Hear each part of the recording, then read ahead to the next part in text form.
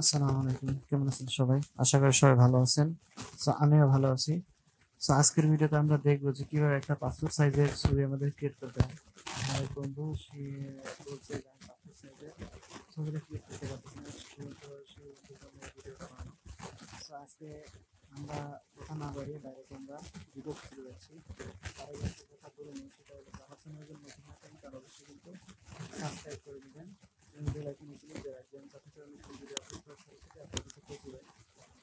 প্রথমে যে কাজটা করবো সেটা হলো আমাদের পাসপোর্ট সাইজ আছে, সেই সাইজটা শুধু পাসপোর্ট হচ্ছে না, স্টাম্প যে কোনো সাইজের অবশ্যই কিন্তু আমাদের সেই সাইজটা এখানে নিতে হবে। আমরা মনে করি যে আমরা কোনো সাইজ জানি না এবং কোনো কিছুই জানি না, আমরা এটা কি করবো, আমরা অনলাইন থেকে সার্চ করবো, ওখান থেকে আমরা দেখবো এই যে পাসপোর্ট সাইজের যে ছবি আছে সেটা আমরা দেখবো পাসপোর্ট সাইজে। ঠিক আছে, পাসপোর্ট সাইজ দিয়ে যদি আমরা পিক্সেল নিতে চাই তাহলে পিক্সেল, এবং যেটাই নিতে চাই সেটাই আমরা এখান থেকে দিতে পারবো। যেমন আমি এখানে পিক্সেল নিচ্ছি, পিক্সেলে হচ্ছে 600x600 পিক্সেল। ঠিক আছে, এটা হলো আমাদের পাসপোর্ট সাইজের মাপ। রেজলিউশন হবে 300। আর যদি ইঞ্চির মাপে নিতে চাই তাহলে 2x2 ইঞ্চির নিচে ইঞ্চি যদি হয় তাহলে 2x2। আর যদি আমরা সিএম এর মাপে নিতে চাই তাহলে 3.5 বা 4.5। ঠিক আছে, আমরা এখানে কিন্তু একটা যদি সার্চ করি তাহলে কিন্তু আমরা সবগুলোই জানতে পারবো এখানে যে কত সাইজের ছবি নিব এবং এটার সাইজ কত। যেহেতু আমাদের এখানে আমাদের যে পিক্সেলের মাপ দেওয়া আছে এবং ইঞ্চির মাপ দেওয়া আছে, আমরা যে কোনো ওয়েতে আমরা যে কোনো মাপ নিতে পারি। এখান থেকে যদি আমরা দেখি যে এরা পিক্সেলের যেটা মাপ আছে, এটা হলো পিক্সেলের মাপ। এই যে আমি এখানে কালার করে দিচ্ছি, এটা হলো পিক্সেলের মাপ। আর এই যে যেটা আছে এখানে, ঠিক আছে, যে এটা হলো আমাদের সিএম এর মাপ, মানে সেন্টিমিটারের মাপ। আর আরেকটা আছে হচ্ছে আমাদের ইঞ্চির মাপ, ইঞ্চি হলো 2x2। আমরা যেটা মানে নিতে পারবো, যেভাবেই আমরা করি সেম সাইজ হবে, সমস্যা নেই এটা। আমরা এখান থেকে আমরা যে কোনো একটা ফটো এখান থেকে আমরা মূলত এই ফটোটাই নিয়েছি, যেটা আমরা প্রথমে নিয়ে রাখছি। আমি একটা প্রজেক্টে কাজ করে রাখছিলাম, সেটাই নিয়ে রাখলাম। আমাদের এখান থেকে যদি আমরা এখানে ক্রপে যাই, যে ক্রপ টুল সিলেক্ট করার সাথে সাথে আমাদের এখানে কিছু অপশন আসবে। ঠিক আছে, এই এখানে কিছু অপশন কিন্তু দিয়ে দিছে এখানে। ঠিক আছে, এই যে এখানে কিছু অংশ আমাদের দিয়ে দিছে। আমরা এখান থেকে প্রথমে যে W/H মানে ওয়েট এবং হাইট যেটা আছে সেটা কিন্তু এখানে দেওয়া আছে, আমরা এইটাই, এবং রেজলিউশন যেটা আছে এইটা আমরা সিলেক্ট করব। সিলেক্ট করার পরে আমাদের এখানে 3টা ঘর আসবে। আমরা মূলত আমাদের যে আমরা সিএম এর মাপটা নিছি। ঠিক আছে, এখানে আমরা সিএম এর মাপটা নিছি, আমরা এখান থেকে রেজলিউশন দিয়ে দিছি। ইঞ্চি হলে আমাদের এখানে INC 2/2 দিও।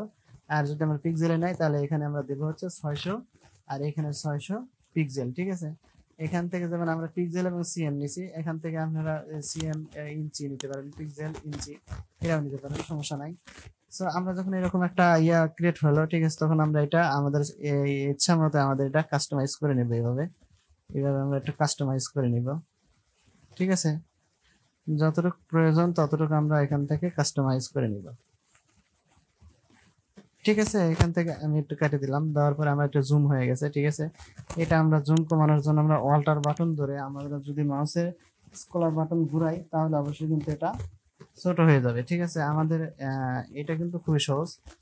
আমরা এখান থেকে যদি আমরা পাসপোর্ট সাইজের ছবি কিন্তু অলরেডি আমার ক্রিয়েট হয়ে গেছে। ঠিক আছে, এটা কিন্তু অলরেডি ক্রিয়েট হয়ে গেছে। এটা যদি আমরা আবার একটু ক্রপ করি, ক্রপে ক্লিক করি, তাহলে আমরা কিন্তু এটা আরো ছোট, বড়, মাঝারি যেটাই হোক আমি কিন্তু এখান থেকে করতে পারবো। আমার যদি মনে হয় যে না আমার এটা একটু হয়েছে, ঠিক আছে, এখান থেকে এইরকম ভাবে আমি নিয়ে নিলাম, নিয়ে আমরা এখান থেকে ইন্টার করলাম। ঠিক আছে, এই যে ইন্টার করলাম। ইন্টার করার পরে কিন্তু আমার এখানে একটা তৈরি হয়ে গেছে যেটা। ঠিক আছে, এখান থেকে কিন্তু একটা তৈরি হয়ে গেছে। আর এখান থেকে তৈরি করার জন্য আমরা ব্যাকগ্রাউন্ডটা একটু লগ মানে আউট করে নিব, যাতে করে আমাদের কাজ করার ক্ষেত্রে আমাদের সুবিধা হয়। এখান থেকে আমরা নতুন টেক্সট শিখবো। সবাই তো এরকম এই যে quick selection tool, pen tool, তারপরে হচ্ছে আমাদের লেজার টুল, এইগুলো দিয়ে আমাদের মূলত এই যে লেজার টুল এইগুলো দিয়ে মূলত আমাদের ব্যাকগ্রাউন্ডটা রিমুভ করে। আজকে আমরা নতুন একটা টেক্সট শিখবো, যেটা দিয়ে আমরা এক ক্লিকের মধ্যে এই যে আমাদের যে ইয়াগুলো আছে সবগুলো যেন আমার এক ক্লিকের মধ্যে সিলেক্ট হয়ে যায়। আজকে মূলত আমরা সেরকম একটা টেক্সট শিখবো।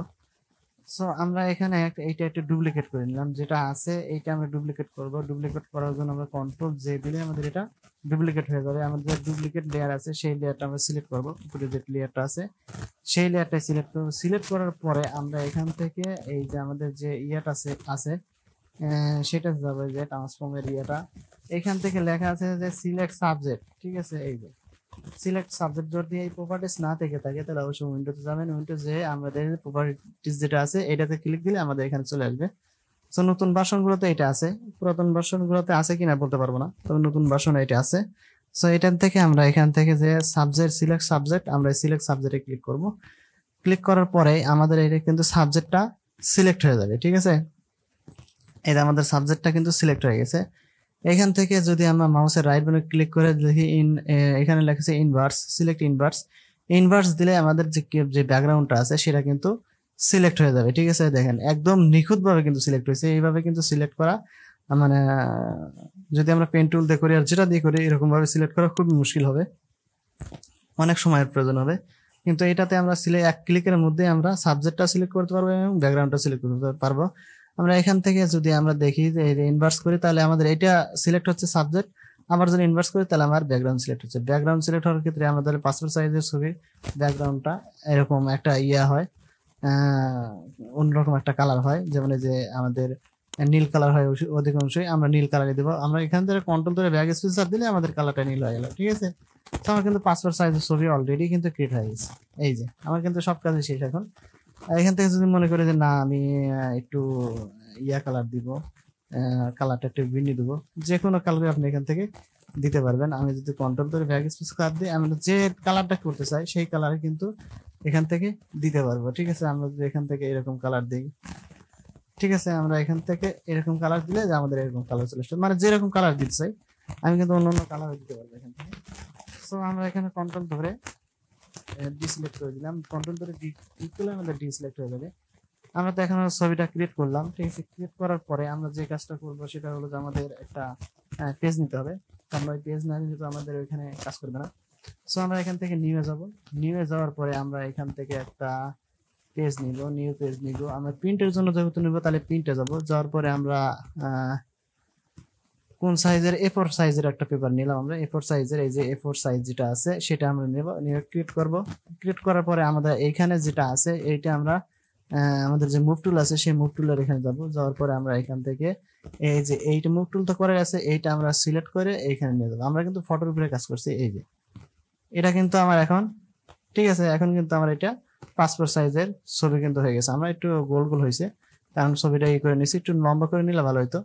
তো যাই হোক এখানে করে নিছি। এখান থেকে আমি এরকম ভাবে এইটা নিলাম, নেওয়ার পরে আমি অল্ট বাটন আছে কিবোর্ডে, যে অল্ট বাটন আছে সেইটা ধরে আমি ডুপ্লিকেট করে নিতে পারবো। আমি একটু মাঝামাঝি নিলাম, এখানে নিলাম, নেওয়ার পরে আমি এখান থেকে অল্ট বাটন ধরলাম।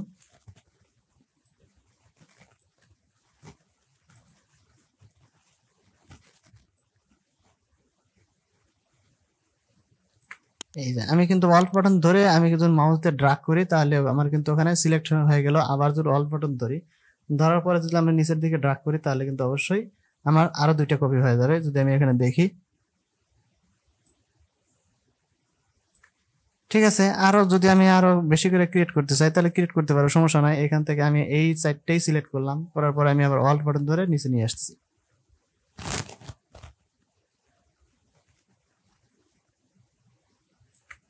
এই যে আমার কিন্তু এখানে আমার যে মানে A4 সাইজের পেপারে আমি এটা নিয়ে কিন্তু এটা সেট করে দিলাম। ঠিক আছে, সব মূলত এরকম ভাবে আমাদের যে পাসপোর্ট সাইজের ছবি আছে মূলত এরকম ভাবে ক্রিয়েট করে। সো আজকের ভিডিও এই পর্যন্তই, দেখা হবে নতুন ভিডিওতে। সে মতো ভালো থাকবেন, সুস্থ থাকবেন, আর যদি ভালো লাগে তাহলে অবশ্যই সাবস্ক্রাইব করে দিবেন। সো আজকে বিদায় নিচ্ছি, আল্লাহ হাফেজ।